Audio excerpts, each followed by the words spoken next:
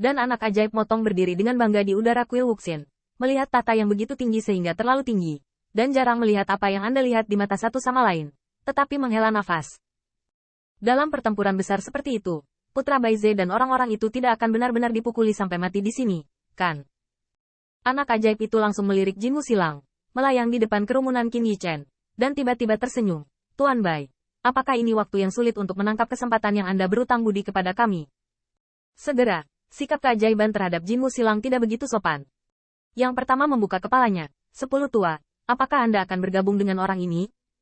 Kami memberi Anda wajah pengadilan iblis kuno, dan Anda harus memberi kita hadapi. Kamu ingin membunuh Tuan Bai, baiklah. Tunjukkan keahlianmu. Tidakkah kamu akan malu dengan boneka yang menggigit tuannya dan merebut tata ini? Tidak buruk. Bocah iblis juga berteriak dengan liar. Meskipun mereka dapat melihat bahwa Uchiro emas dan boneka saling menggunakan. Tetapi bahkan jika mereka menggunakan satu sama lain, mereka harus memilih target. Bergabung dengan yang disebut dalang yang menggigit tuan dan merebut tahta adalah seperti bersama dengan pria seperti ini. Dan itu memalukan. Tuan Bai, jangan khawatir. Orang-orang dengan cara ajaibku ada di sini. Lihat siapa yang berani menggerakkanmu. Anak ajaib itu langsung tidak senang lagi. Itulah cara Tuhanku untuk melindungi Tuan Bai. Sekelompok dewa palsu. Aku tak terkalahkan di dunia. Lihat anak ajaib ini menghancurkan kalian para iblis. Kedua Taois itu benar-benar berhati besar. Dan mereka akan bertarung bersama dalam sekejap mata. Qin Yichen melihat sosok-sosok yang melayang di udara, saling menatap, merasa tidak berdaya. Apakah ini datang untuk menutupi mereka? Namun, Jinmu Silang mengabaikannya, melihat bahwa wajahnya dingin dan tidak kesal. Bukan karena dia tidak tahu jenis boneka apa itu, juga tidak tahu bahwa dia akan bergandengan tangan dengan pria semacam ini, mengatakan bahwa itu memang sedikit merusak reputasi. Kalian berdua jangan bertengkar, jangan khawatir, aku hanya mengirim Putra Baize ke jalan dulu. Ekspresi Jinmu Silang dingin dan arogan. Dia menyapu mata iblis, dan melihat Yu Qian'er sudah berdiri di samping. Mata Sing acuh tak acuh dan acuh tak acuh, seperti yang dikatakan Bai Guanxing. Kontrak surga, biarkan dia tidak terluka. Kerumunan Qin Yichen, tapi dia sebagai murid Jiu Yu. Mustahil bagi pria yang berhubungan dengan naga asli untuk menyingkir. Tuan Bai, Anda membantu saya melanggar batas. Hari ini saya bukan musuh Anda. Apakah ini seri? Yu Qian'er berbicara dengan lemah. Sementara Bai Guanxing hanya terkekeh pelan. Akibatnya, murid iblis gagak emas silang hanya jatuh pada dua monyet kecil itu. Xiao Jiu dan Xiao 11 mengikuti Qin Yichen. Gigi mereka retak, rambut monyet tegak, seperti mahkota yang marah, tubuh emas. Jinmu Silang berkata dengan acuh tak acuh, wajah 7 raja kera besar masih harus diberikan. Kalian berdua monyet kecil berdiri di samping, dan aku berjanji untuk tidak memindahkanmu. Tetapi begitu komentar ini keluar, Xiao Jiu langsung meledak, kamu burung yang mana? Apakah terserah Anda untuk memberikan wajah pangeran kami? Wajah Jinmu Silang tiba-tiba menjadi suram. Tetapi semangat juang Xiao Jiu tinggi. Dan rambut monyet di atas kepalanya berkibar-kibar seperti sutra emas. Dia sangat marah.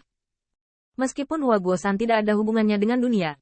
Pertanyaannya adalah, dalam pandangan Xiao Jiu, Jinmu Silang itu seperti apa? Untuk ayahnya, mungkin ada beberapa kilogram berat. Tapi burung kecil yang memberi mereka wajah raja? Xiao 11 juga memamerkan giginya. Jika tidak diubah menjadi monyet dewa, itu sebenarnya akan terlihat sedikit lucu. Cobalah untuk tidak memiliki kedua orang itu di sisimu. Bisakah kamu masih berdiri sekarang? Celah. Jinmu Silang mengepalkan tangannya erat-erat, tetapi sudut mulutnya mengerucut dengan senyum. Bahkan tidak tegas, tetapi seperti orang yang lembut dan dekat. Jadi bagaimana? Jika kamu bukan cucu monyet dari 7 kera besar, bisakah kamu keluar dari sini? Gagak emas Silang hanya ingin berbicara, tetapi dia melihat Bai Guanxing, yang diam sepanjang waktu, tiba-tiba berkata, jangan katakan itu, boneka. Tetapi bahkan raja tidak takut akan hal itu. Begitu kata-kata ini keluar, anak ajaib dan bocah iblis yang akan berkelahi bersama terkejut, dan kedua monyet kecil itu tiba-tiba tampak tercengang. Pak, bagaimana Anda bisa berbicara dengan musuh?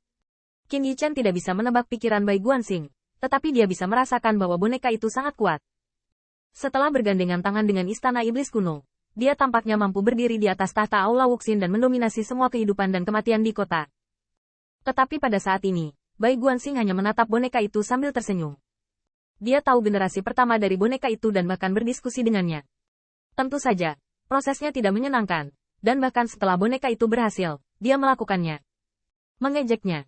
Tapi itu tidak masalah lagi, karena boneka aslinya sudah mati. Apakah ini hitungan, bukan? Bai Guanxing memandangi topeng emas gelap boneka itu, seolah menertawakan seorang teman lama.